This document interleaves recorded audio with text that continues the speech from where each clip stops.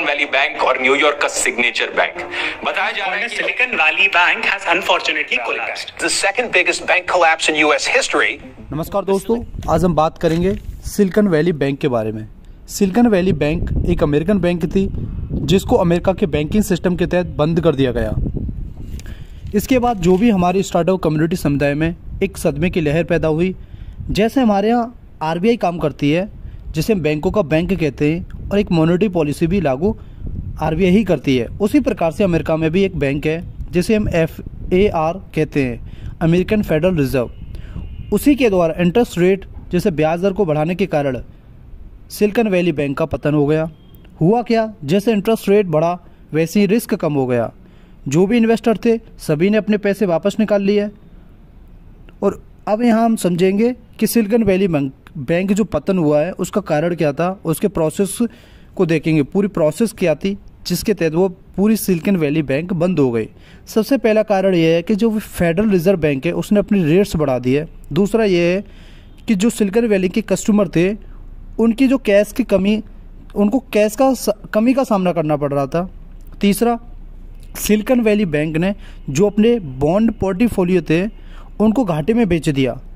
Silicon valley bank ने अपने stock बिक्री की घोषणा कर दी और जो स्टॉक बिक्री गिर गई। छठा है कि आपने जो सिलिकॉन वैली बैंक है उसके रिवर्सिप में चला जाना। ये सभी कारणों के तहत प्रोसेस के तहत सिलिकॉन बैंक का पतन हो गया।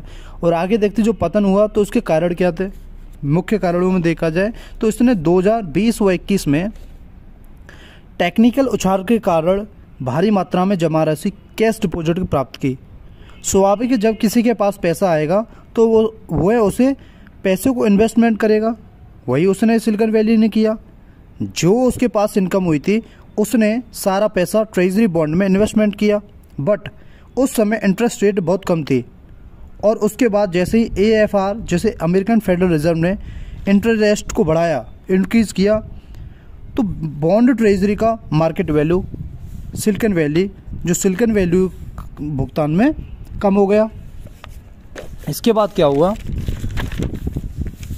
तो जिन लोगों ने अपने पैसा जमा कर रखा था वे बैंक से पैसा निकालने लगे। अब बात करेंगे कि सिलिकॉन वैली बैंक के विफलता के जो इफेक्ट्स, क्या इफेक्ट, जो हमारे प्रभाव क्या पड़े उसके।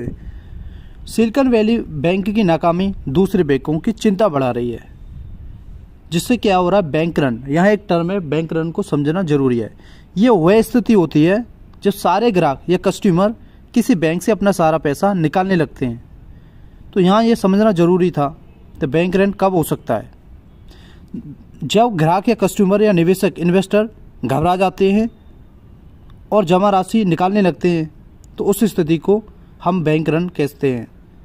शायद सबसे तत्कालीन चिंता ये है कि सिलिकॉन वैली बैंक की विफलता अन्य बैंकों के ग्राहक को डरा देगी।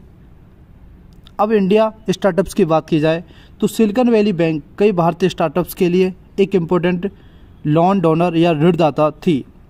इसकी विफलता उनके खातों से पैसे की निकासी को प्रभावित करेगी। सिलिकॉन वैली बैंक ने भारत में स्टार्टअप्स के लिए अपनी नकदी जमा कराने का एक आसान तरीका पेश किया, क्योंकि कंपनियां संयुक्त राज्य सामाजिक सुरक्षा नंबर या आकार पहचान संख्या की आवश्यकता के बिना अपने खाते खोल सकते हैं। आपकी क्या राय दोस्तों? Please like, share, subscribe and thanks for watching. Thank you.